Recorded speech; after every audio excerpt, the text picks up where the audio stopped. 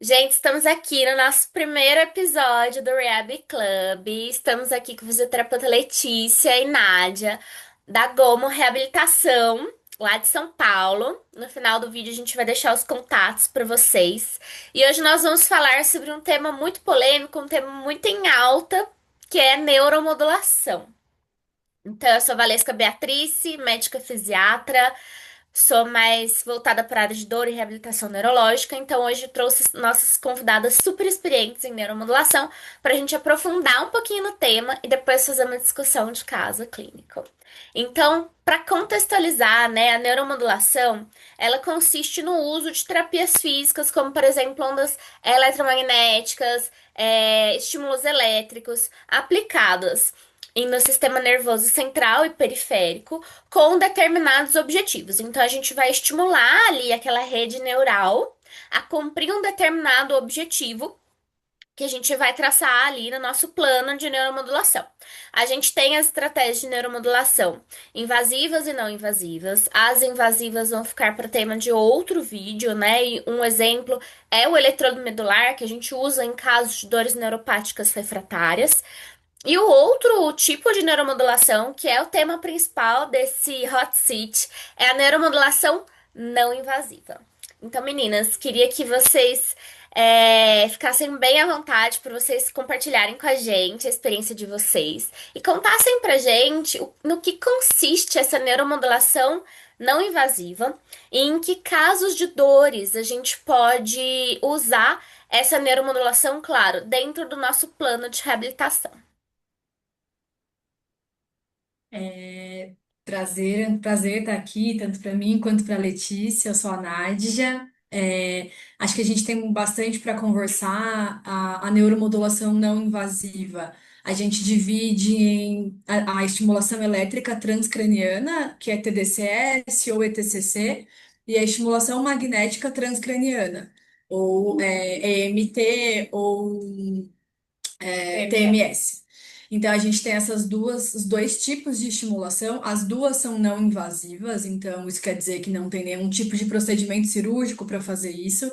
É uma estimulação acima da região, geralmente craniana ou espinal. Então, é uma estimulação que não é dolorosa, não é invasiva, tem uma ampla gama de aplicabilidade. Então, a gente consegue aplicar em diversos casos clínicos e condições de saúde. E uma acho que das maiores áreas de aplicação, onde depois da depressão, que vem em seguida, é o tratamento da dor com a neuromodulação. Então, é uma área que tem bastante evidência para o tratamento com a neuromodulação, tanto para estimulação elétrica quanto para estimulação magnética. Então, as duas áreas têm muita indicação, né? E aí a gente vai conversar um pouco porque, embora a elétrica e a magnética, né, sejam as principais aí áreas para que a gente consiga trabalhar a neuromodulação não invasiva hoje, elas se diferem bastante, né? E aí a ideia é que a gente consiga aqui esclarecer um pouquinho, trazer um pouco da nossa prática, principalmente voltada para esse manejo da dor, né? Então, para começar com a parte mais prática, né, a aparelhagem que é feita, a estimulação magnética e a estimulação elétrica são aparelhos completamente diferentes. É, o aparelho da neuromodulação magnética é um aparelho maior, onde através de uma bobina a gente consegue fazer essa aplicação tanto a nível central, cortical e medular, né? E aí, a partir de pulsos magnéticos, a gente consegue induzir correntes elétricas nesse córtex e nessa medula para ter alguns efeitos que, no caso da estimulação magnética, são efeitos um pouco mais profundos e mais focais quando a gente pensa na comparação aí com a estimulação elétrica, tá? E aí, quando a gente pensa, então, na estimulação elétrica, pensando na aparelhagem, a gente já tem aparelhos que são muito mais simples, muito mais portáteis, mas que também têm um profundo, embasamento científico para a utilização, né? O que facilita a nossa prática clínica, nessa aplicação também, podendo ser pouco fora do ambiente da clínica mesmo, né? Podendo extravasar um pouquinho aí esse ambiente domiciliar, um pouco mais dentro do contexto desse paciente. E a estimulação elétrica, então, essa corrente é uma corrente de baixa intensidade, né? Que esses eletrodos que estão sendo fixados, né, na região central, modulam essa excitabilidade cortical e fazem com que, a partir desses potenciais de ação disparados, a gente consegue, despolarizar ou hiperpolarizar esse tecido, né? Então, de forma prática, é um pouco dessa diferenciação, entre a estimulação magnética e elétrica.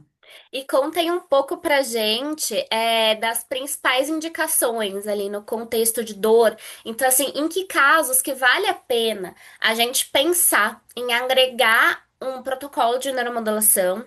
E expliquem também um pouco pra gente como que são essas sessões, né? Então, quantas sessões geralmente são necessárias, qual é o intervalo de tempo entre as sessões, por que é importante fazer determinada quantidade de sessões para a gente poder entender aí um pouco como é essa neuromodulação dentro do nosso contexto de reabilitação em dor. O que a gente mais tem indicação quando a gente pensa em dor é para dor neuropática. Então, quando a gente pensa principalmente em meta-análises, roadmaps, que agora também estão à disposição, a gente tem a evidência para dores neuropáticas. E aí, às vezes, a gente tem essa ideia de que a dor neuropática é só aquela dor de nervo periférico. Não, é qualquer dor que é desencadeada por uma condição de saúde que não é uma dor musculoesquelética, não é uma dor de pancada, de entorse, é qualquer dor que a gente pode pensar, fibromialgia, quer E falar? aí, pensando também nos pacientes pós-AVC, né? Então, paciente pós-AVC Exato, muitas vezes faz padrões de dores mais mistos também, AVC de tálamo, que tem aquele padrão de dor neuropática que é difícil controle com as medicações, né? Então, também seria uma boa opção a gente associar a neuromodulação pensando nesse perfil de pacientes, né? perfeito, perfeito. Então, esse tipo de dor, então, dor pós-AVC, dor pós-lesão medular, a dor pós-amputação, a dor de fibromialgia, a dor Dor crônica, fantasma. dor fantasma, tem muita evidência. Para dor crônica também, então, aquela dor que já tem anos que o paciente sente. Nada resolve, fisioterapia sozinha não resolve, procedimentos mais invasivos às vezes também não resolvem. Então, essas acho que são as principais condições de saúde e quadros clínicos que a gente tem evidência científica, né? E uma coisa que é importante é a neuromodulação, por ser uma tecnologia, por ser algo relativamente novo, a gente sabe que não é. Tem estudos desde a década de 80, mas veio a conhecimento há menos tempo. Então, tem muita comercialização como promessa de milagre, como resolve tudo, e às vezes não tem embasamento para aquilo que você está aplicando. E aí acho que um ponto que a gente vai falar também é a forma de aplicação, a quantidade de sessões, a área de aplicação não é igual para todo mundo, né? Cada cabeça tem um formato. Então, a gente precisa ter medições específicas. Então, isso é muito importante de estar claro, né, para a população como um todo e até para outros profissionais também que queiram indicar para o seu paciente, né? Sim, eu acho que a grande diferença aí de uma boa aplicabilidade que resulta num bom resultado mesmo, né? Tem a ver com a capacitação profissional, né? O entendimento de que não são todos os profissionais que podem fazer essa aplicação e que essa aplicação ela precisa ser direcionada, ela precisa ser estudada através das queixas do paciente, da família, enfim. Então, é muito importante a gente ver aí muitas indicações, sem muito respaldo científico e também sem, a plena consciência da família e do paciente do que é o tratamento e da necessidade também da continuidade de outras terapêuticas associadas à neuromodulação.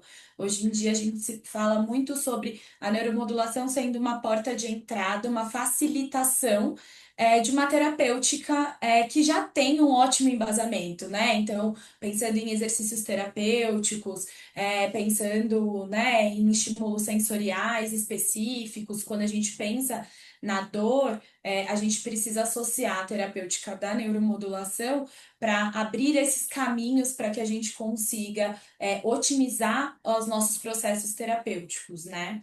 E Uhum. entender a condição em que essa dor se encontra, né? Você falou bastante sobre as questões multifatoriais aí da dor, a gente acha que cada vez mais tem tido o quanto a dor ela não tem uma causa única, né? Ela tem interferências secundárias ou primárias de causas equivalentes, multifatoriais, então é bem importante que a gente consiga fazer uma boa anamnese, conhecer esse paciente, conhecer a equipe, Uhum. ter um bom contato quando a gente pensa na prescrição de um protocolo de contínuo de neuromodulação, para que a gente possa realmente otimizar essas queixas e conseguir trazer melhor qualidade de vida para os nossos pacientes. E É, pensando em.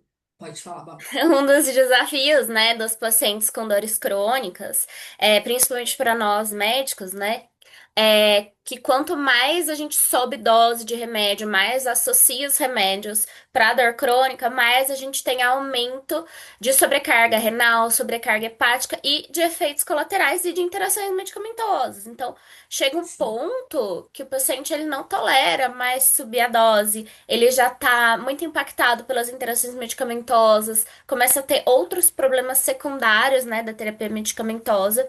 E ao mesmo tempo fica difícil evoluir com o paciente nas terapias físicas, na cinesioterapia, nos exercícios terapêuticos, porque ele sente muita dor. Então, a maior parte da sessão de fisioterapia tem que ser analgesia, analgesia, analgesia, com meios físicos também não dão conta.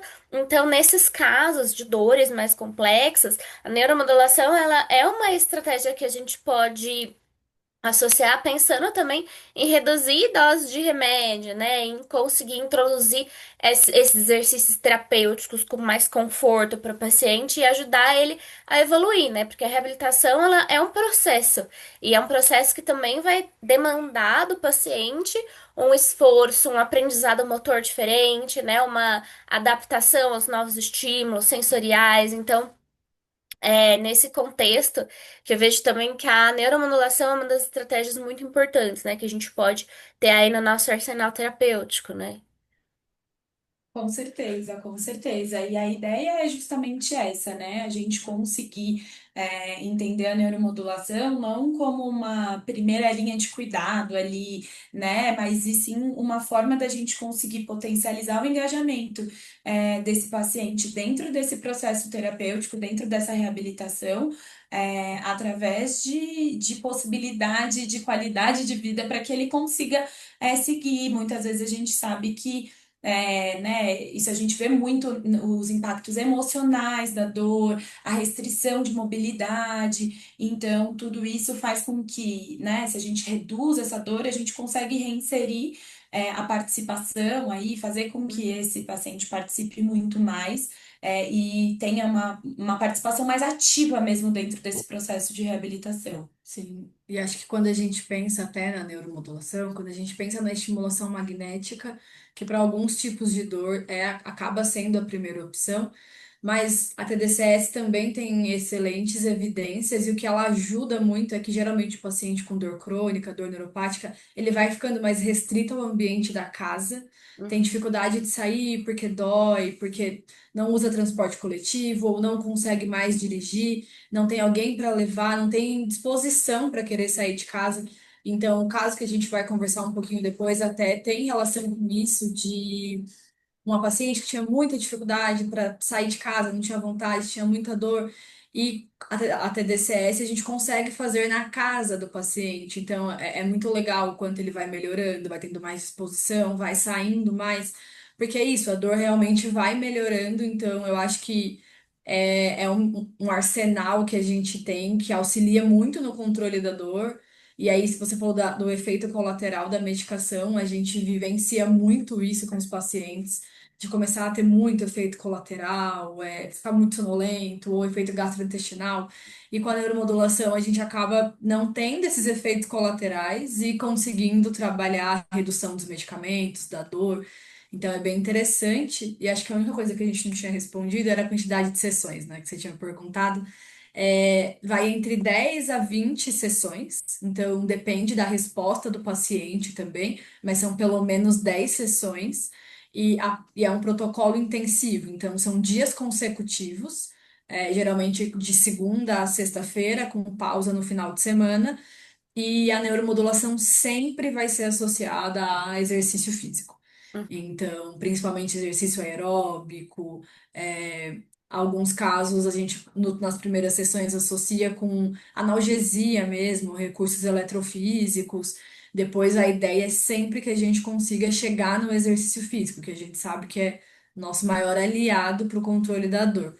E Então, até trazendo um pouco do que a gente tem na literatura, né? Hoje em dia está muito consolidada essa terapêutica do protocolo intensivo, mas hoje em dia se tem sido estudado bastante sobre as manutenções dessa neuromodulação, tem feito cada vez estudos com follow-up maior, né? Para que a gente consiga entender quanto tempo perdura esse efeito, esses né? efeitos, né? E há quanto tempo a gente precisa repetir um protocolo de intensivo, ou a gente mantém esse paciente de manutenção com uma frequência mais baixa. Então, cada vez isso tem sido mais estudado, mas que se sabe que qualquer tipo de estimulação, pensando junto, né, com o profissional capacitado e junto com uma boa reabilitação, a gente tem tido ótimos resultados. E até um pouco falando sobre a própria segurança, né? Porque se fala muito sobre a neuromodulação como incentivador de crises convulsivas, isso se falava muito, eu acho que agora já está muito mais estudado e muito mais consolidado de que não, se muito bem feito, né? Com profissionais capacitados, a gente tem uma segurança muito grande para esse uso. E essa não é nossa realidade clínica, né? Então, é importante sim e essencial que a gente tenha contato com a equipe, a gente tem contato com a equipe médica, contato com a equipe de reabilitação que acompanha, mas a gente já tem muitos estudos nos dando embasamentos de segurança para essa aplicabilidade também. Muito bom. Gente, então vamos fazer a discussão no caso clínico. Eu queria saber como que foi a evolução, saber as informações, né? Sobre esse caso que vocês atenderam, que vocês trouxeram aqui pra gente. E aí a gente vai tirando as dúvidas aí ao longo do caso clínico. E depois, se o pessoal que estiver assistindo a gente quiser deixar alguma dúvida, pode procurar a gente no nosso Instagram, deixar aqui no canal que a gente vai respondendo também. É um caso de uma paciente de 76 anos. Ela sofreu uma lesão medular por um acidente automobilístico quando ela tinha 40 anos de idade. Então a gente conheceu ela aos 75 e a lesão dela foi aos 40. Então ela tinha mais de 25 anos de dor. E aí ela, na época, teve sequelas motoras, mas a sequela que perdurou, foi a dor neuropática. E Qual ela foi o é um caso nível da lesão interessante. dela? Era uma lesão lombar. Era uma lesão nível L5, se eu não me engano. E ela era uma lesão lombar, ela recuperou 100% da independência, marcha, motoramente ela recuperou 100%, mas a dor neuropática ficou. E Uhum, até ela descobrir que ela tinha uma dor neuropática, ela foi tratada como uma dor lombar. Então, uhum, ela fez diversas artrodeses, procedimentos, o que só piorou a dor, porque ela ficou com menos mobilidade. uhum. Então, a dor foi piorando cada vez mais. E a gente a conheceu e começamos a investigar e pensar que aquilo não era uma dor musculoesquelética, não era, além de ser uma dor neuropática, ela já era crônica. Então, a gente tomou como decisão, em conjunto com a paciente, fazer o uso da neuromodulação. Era uma paciente, a gente aplicou com ela um questionário de dor. Então, um questionário de dor neuropática, e ela teve a pontuação de 48, é um questionário de 0 a 100, então ele pontua, são 10 itens, e ele pergunta de 0 a 10 qual a intensidade da dor, o quanto a dor queima, e ela pontuou 48. Então era uma dor que ela referia que a perna era esquisita, o corpo era estranho, não era uma dor só na lombar, ia para outras partes do corpo. A gente fez o protocolo intensivo com ela. Ela fez 10 sessões, então de segunda a sexta-feira, por 2 semanas, sem falta, com boa adesão, associado à neuromodulação em área motora, que é a área que a gente mais tem evidência para tratamento de dor neuropática. A gente fez a estimulação com a TDCS, porque era uma paciente que tinha essa questão de não poder vir na clínica todos os dias, era difícil. Então, a TDCS proporcionava que a gente pudesse ir até a casa dela. Ela teve uma ótima adesão e a pontuação dela final de dor, quando a gente finalizou, foi 23 pontos. Então, ela Nossa. saiu de 48 para 23. E eu acho que tem alguns efeitos secundários também que são bem interessantes, porque por conta dessa característica de dor, né, de muito tempo, essa dor que era muito incapacitante e foi tratada muitas vezes de forma invasiva e não invasiva, de maneira equivocada, né, a gente também evoluiu, né, com ela com algumas questões muito importantes de equilíbrio pelo déficit sensorial mesmo. Então, o próprio processo de envelhecimento a gente sabe que também tem um prejuízo aí. Então, somado também a uma fraqueza muscular, então a gente fez um trabalho direcionado para o tratamento da dor, mas é claro que junto com a melhora da dor, né, a gente observou muita melhora da parte funcional, né?